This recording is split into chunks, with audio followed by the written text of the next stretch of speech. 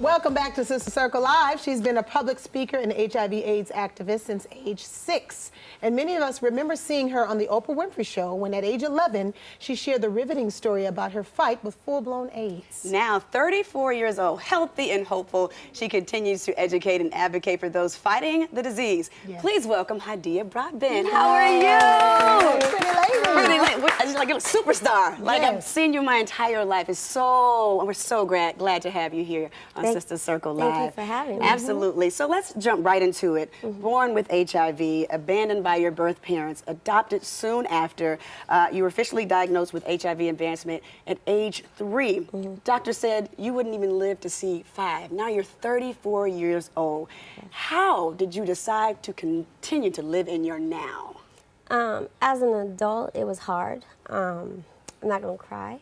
It's all right. I battled depression. So there's been stages of life where I've had to keep rechecking in to find my inspiration, to find my strength. It comes from God, first of all, my family, my sister, Patricia, Zoe, my mom. My family as a unit keeps me going. And also my love for my community. Yes. To know what we know about HIV and to know that it's preventable, it gives me a little bit of anger, and that anger gets me out the bed to say I want to spread awareness and I want to let people know that we have all the tools to eradicate this disease. Yes. You are a walking, talking angel and blessing from God. And throughout the course of your work and trying to create awareness about HIV and AIDS, what is the biggest misconception that you faced in your fight? There's so many. Yesterday somebody asked me on Instagram, can you get HIV from kissing? You're kissing babies. If you watch my Instagram, I'm always around kids and I'm always kissing babies. So would I really kiss a baby if I could pass on HIV? A misconception is that we can't date, that we can't continue to live life. I can have a child without passing HIV on to my child, but that's because I know my status and I would take the steps to get in treatment and care. They assume that anyone that I'm dating is HIV positive.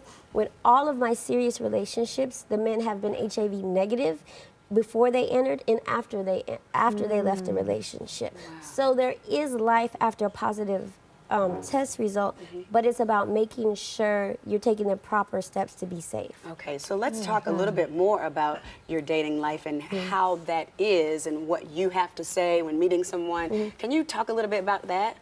Well, dating for me, I've just decided that I'm ready to start dating again. You know, I've been focusing on my goals and my family, and so I'm like, I want companionship.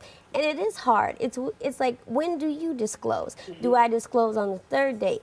Do I have to worry about if I'm sitting in the car with a young man and he freaks out, does he have a gun? Is he going to want to kill me because he's not educated? We've had instances where people have disclosed their status and been attacked.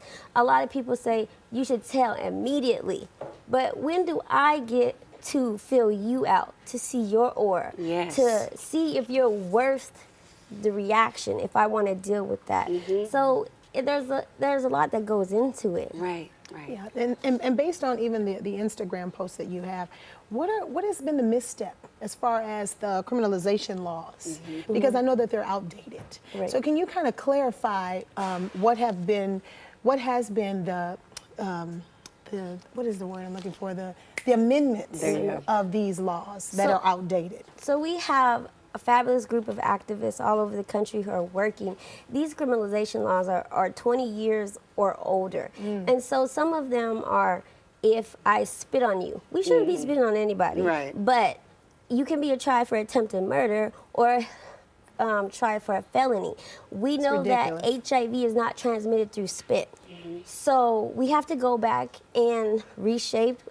California went where it was a felony. Now you can be tried as a misdemeanor for not disclosing.